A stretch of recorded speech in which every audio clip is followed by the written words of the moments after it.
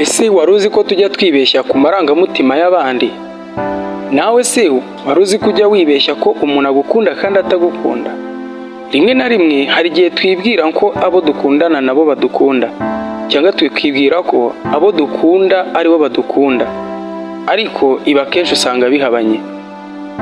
Rimwe na rimwe imyitwarire y'abo dukunda cyangwa y'abo dukundana nabo usanga itandukanye cyane n'ibyo twe dutekereza. Rimwe na rimwe kubera urukundo ugasanga kuyitahura cyangwa se kugira ngo dusobanukirwe icyo iyo myitwarire ishushanyije ari ibintu bitadushobokera. Ariko mu by'ukuri uramutse witegereje imyitwarire ya buri muntu ndetse n'imigenzereze ya buri muntu wese, ukagenzura neza uwo mukundana, uburyo akwitwaraho, uburyo akuvugisha, inshuro akuvugisha, uburyo yitwara muri kumwe, ibiganiro mugirana ndetse n'ubwoko bw'amagambo akubwira, ibi byagufasha kumenya neza niba umuntu mukundana koko agukunda bya nyabyo cyangwa se atakuryarya.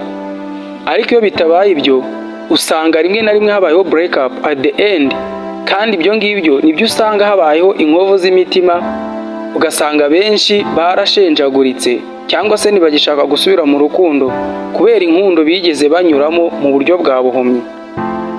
Rimwe na rimwe kuyobagurika mu rukundo cyangwa gukundana n'urukundo udasobanukiwe akenshi biba byitezwe ku bana bakiri batoya, ndavuga mu kigero cy'ubugimbi, abangavu, kubera ko akenshi baba bafite ubushyuhe bwo gukundana cyangwa se babirarikiye cyane, ugasanga bemerera uwo babonye wese kubera ko iki kigero cyabo cy'imyaka akenshi kiba kirimo n'inkundo zidafite intego.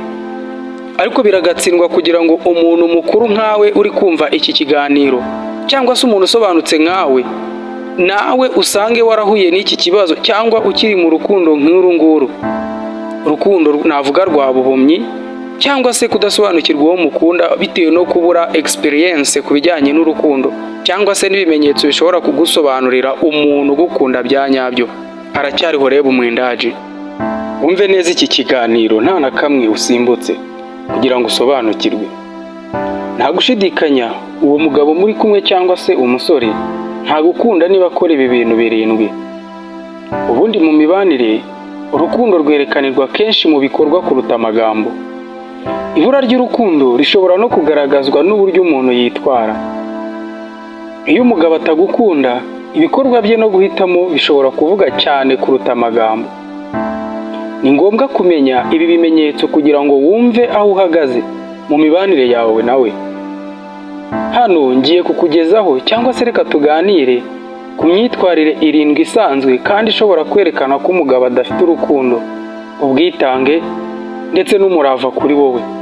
Ibi bizagufasha kubona ishusho nini no gufata ibyemezo byuzuye ku byerekeye umubano wawe nawe. Ndagusaba kumva neza iki kiganiro udasimbutse n'isegonda kugira ngo hatagira akantu na kamwe kagucika. Haracyariho Reba Umwindaji.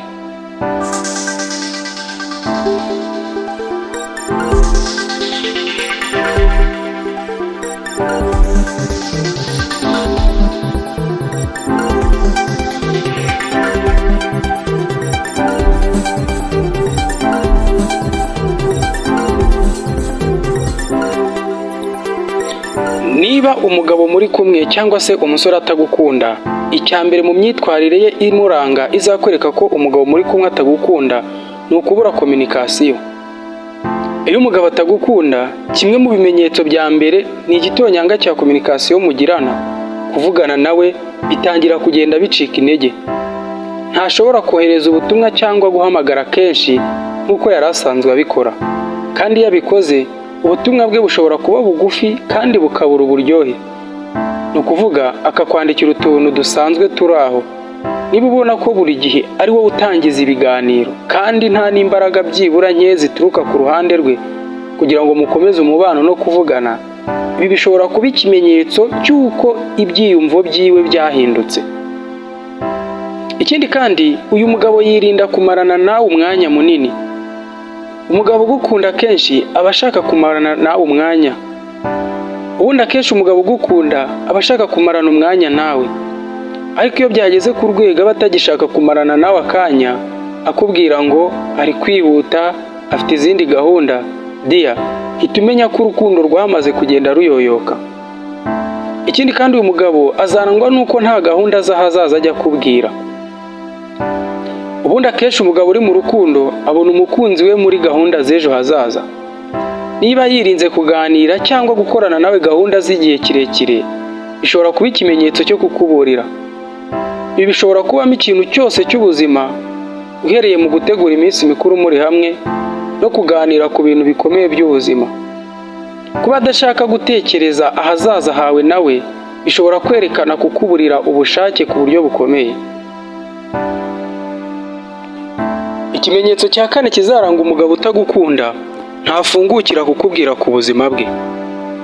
Umugabo ugukunda ubundi aba ashaka kandi yifuza gusangira nawe ubuzima bwe, ibitekerezo bye, ibyiyumvo bye ndetse n'ubunararibonye bwe bwa buri munsi.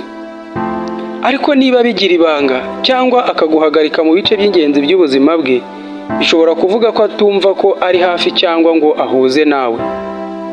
Uku kubura gufunguka bishobora kuba ikimenyetso cyerekana kubura urukundo. Ikimenyetso cya gatanu kizaranga uyu mugabo, ntashyiraho ingufu. Mu mibanire ubundi imbaraga zishobora kwigaragaza mu buryo bwinshi. Uhereye ku bimenyetso bito nko kukoherereza indabyo ukunda, byerekana ko akwitayeho, cyangwa se nka siripurize kugira ngo wishime. Niba izo mbaraga zitangiye gucika cyangwa se kugenda ziyoyoka, kandi akagerageza gukora ibintu bigushimisha cyangwa bigatuma wumva ko ukunzwe, ibi bishobora kuba ikimenyetso cy'uko adashobora gushora amarangamutima ye mu mibanire yawe cyangwa n'undi muntu uwo ari we wese nkawe. Ikimenyetso cya gatandatu kizamuranga, nta gushyigikira. Ubundi gushyigikirana cyangwa guterana inkunga ni umusingi w'ubushuti ubwo ari bwo bwose. Niba umugabo agukunda, azashyigikira ibyifuzo byawe, yumva ibibazo byawe kandi ahagarare iruhande rwawe mu bihe bigoye. Niba asa nkaho atitaye ku byo ukeneye kandi ntagutere inkunga, ni ikimenyetso gikomeye cyerekana ko ibyiyumvo bye bidashobora kuba byimbitse nk'uko wabitekerezaga. Ikimenyetso cya karindwi kizaranga uyu mugabo, ntagaragaza ishyari cyangwa se ntagufuhira. Nubwo ishyari ryinshi ridakwiye kandi rikaba ari ribi, nibura kugira ifuhe rito bishobora kuba ikimenyetso cy'urukundo no kurinda. Niba atagaragaza reaction y'uvuze abandi bagabo, cyangwa mu gihe umaranye igihe kinini nabo, ntibishobora guhita bisobanura ko akwizera cyane byimazeyo. Ahubwo bishobora kwerekana ko adahangayikishijwe no kukubura. Gusobanukirwa iyi myitwarire bishobora kugufasha kumva neza umubano wawe no guhitamo uko watera imbere mu mubano wawe ndetse n'uwo muri kumwe. Ni ngombwa kuganira na mugenzi wawe ku bibazo byawe hamwe n'umutima wawe ndetse no ku byiyumvo byawe. Kumenya ibi bimenyetso hakiri kare byagufasha gukiza ndetse no gukiza ububabare bw'umutima, bikagufasha kwibanda ku mibanire yuzuye kandi yuje urukundo. Niba nawe ukunda ibiganiro tukugezaho, kora subscribe usangize iyi nkuru abandi.